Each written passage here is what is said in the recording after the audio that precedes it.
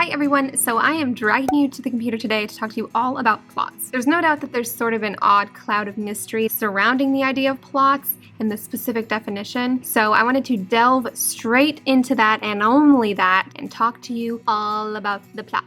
Let's face it, most of us have a rough idea of what a plot is, but we can't exactly nail down a definition sometimes. So what is so important about plot, and why am I making an entire video explaining it? Because plot affects the reader's engagement with the story and with the characters. It's pretty basic. Something needs to happen for there to be a story at all. But what readers really love seeing is the reaction that the character has to those events that happen, i.e. the plot points in their life. Knowing your characters is detrimental to conveying their reactions to the reader, but creating that opportunity to show characterization arises with your plot. This is why plot is so important to understand inside and out. So here's the $5 million question. What is plot? A plot consists of a series of subplots. Holy S's. Woohoo! We're done. That's super easy, right? We can totally end this video now. No, because that is the worst definition of plot that YouTube has ever witnessed. A plot consists of a series of events revolving around a character on their way to one specific goal. So let's break that down even further. So part one of my definition. A plot consists of a series of events. Girl meets boy. Girl hates boy. Girl starts to love boy. Boy is romantically blind. Girl wins boy's heart over. Quite simply, plot is the stuff that happens in your novel. Any story or movie can be broken down into simple sentences like the ones that I just said, centered all around the main character or characters. Take 28 Days Later, for example. Man wakes up in hospital. Man discovers that zombie apocalypse happened. Man meets others. Others journey to find help. Man protects others from some bad people. Man and the others are safe. The end. Sorry if those were spoilers. If those were, then something is wrong with you because you should have already watched that movie because it's absolutely amazing. It's actually my favorite. Here's another example from the Titanic. Girl and boy go underway on a ship. Girl hates life. Boy saves girl. Girl and boy fall in love. Girl's fiance is uber mad. Girl and boy save each other, and then the boy dies. Now, practice this with your own novel or what you currently have with it. Simplify everything almost to the point that it's pathetic how simple your novel seems. That's what you want. This is where you get to see the bare plot points. If your story doesn't have enough of these plot points, it might indicate that your story is a little too simple. If you have too many and they're all coming at you from different directions, then you might need to pare them down or save a few for a sequel. So how many plot points should you have then? That depends. Quantifying creativity on a scale this small breaks into new territory. When is analyzing just too much? For now, we'll say 4 to 8 plot points is sufficient. This depends on the length of your novel, it depends on a lot of things, but that's just a general number. And each plot point should comprise a good chunk of your novel. Otherwise, it just doesn't seem like a major plot point. If you want to see a broken down analysis of the Titanic, make sure to click on the link down below to my blog post because I went a little crazy with it. It involves me rewatching Titanic just so I could gather some data. Life is really hard. But there seem to be some interesting trends. As the story progresses, you can see that there's more time spent on each plot point. In essence, the plot points slow down because there's more things happening within each plot point. When Rose and Jack save each other, which sounds simple, a lot happens. There's a lot of action that's unfolding in that small, seemingly small plot point. And you know that just from looking at the numbers. How?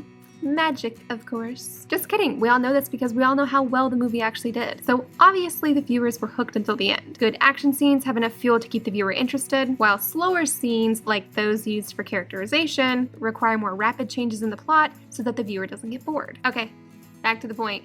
I went on a little bit of a tangent on plot structure there. So a plot consists of a series of events revolving around a character. So the boy-girl part in the previous examples are kind of important. Characters are the central focus in any story, so what does that really have to do with plot? Characters are kind of everything for the plot. Without the characters, the Titanic was just a ship that sank, and that's not the movie that we all fell in love with. This post has been pretty relaxed so far, so let's just kick it up a notch here. Loophole incoming in 3, 2, 1. Your novel can have more than one plot. I'm just gonna go ahead and give you a second to recollect yourself. Just kidding, you already know that information, right? Any character who is allowed to take the spotlight for any amount of time has their own plot. In other words, if you tell your story through 3 different points of view, you're gonna have 3 different plots. Once again, why is this important to understand? Because each character point of view has to have purpose within the story. If you've gotten to the end of your first draft and you feel that the scenes told through Edgar's eyes are just kind of lacking and they're not moving too much, then take a look at his plot line totally separate from the others. Is it strong enough on his own? Does he have clear motivations? When your characters seem to be lacking, Look to your plot. It's the language that we use to tell the world exactly who our characters are, superficialities aside. The reader's reaction to the character is based on the character's reaction to the plot points. I've been waiting to say this next part, because showing is better than telling. Plot points allow the reader to see who the character is, which holds more weight than summarizing it in a sentence. Back to the Titanic. Jack seeks passion in life. See how boring that is? You've most likely seen the movie already, so you already know this much about Jack. We don't know it because he opens the movie with, "I love seeking passion above all other things." No, that's lame. We know this because time and time again, Jack chose the route filled to the brim with passion. Did he stay below decks and then wait to arrive in America? No. He got out and wandered the ship. He went places he wasn't supposed to go because he found something to be passionate about. Rose. He was daring and foolish and brave, and we know all of this because of his reactions to the events in the movie. I'll say it again. Plot points are the opportunity to show your characterization rather than tell it. So plot is a series of events revolving around a character. Number 3, on the way to a specific goal. The events, the characters, and the goal should all be thought of as separate legs on a tripod. Without any one of the 3, the structure or the story can't stand on its own. They're not separate entities, and they each rely on each other. So the presence of a meaningful and significant goal can strengthen your plot as a whole, and thereby strengthen your novel.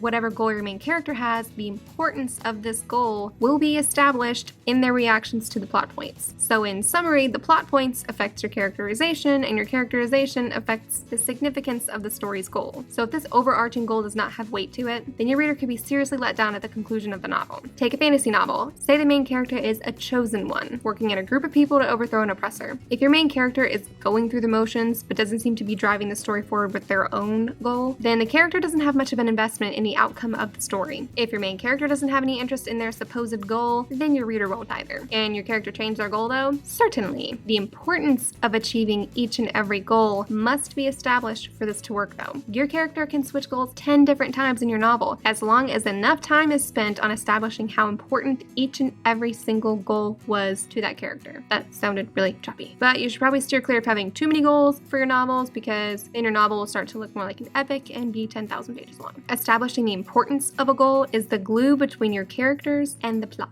It's what solidifies your character's presence in that story at all. This last bit is going to be a quick note on subplots. I plan to do a whole nother video in the coming weeks all about subplots, but I just wanted to give you guys a few quick tips. Every novel and movie has them. Subplots add depth to your novel. If your story only has one goal throughout the entire thing, your reader's probably going to end up that your story is a little too plain. But didn't I just say that you should establish a solid goal for your character? Yes, but subplots are all about the other characters. Each subplot that you have centers around one secondary character. Like the overarching plot, this character has their own goal within the subplot. The trick here is to maintain the significance of the main character's goal and plot. You gotta weave them together. Back to 28 Days Later. The main character's goal is to find humanity. He's lost everything, but has faith in finding it again. So Jim and Selena meet Hannah and her dad Frank, who has his own subplot. His goal in that subplot is to protect his daughter, and his subplot changes the course of Jim and Selena's journey. So because of that subplot, Jim is able to reach his goal and then prove to Selena that there is humanity left in the world. They were woven together really well. So I actually have a chart template on my page listed down below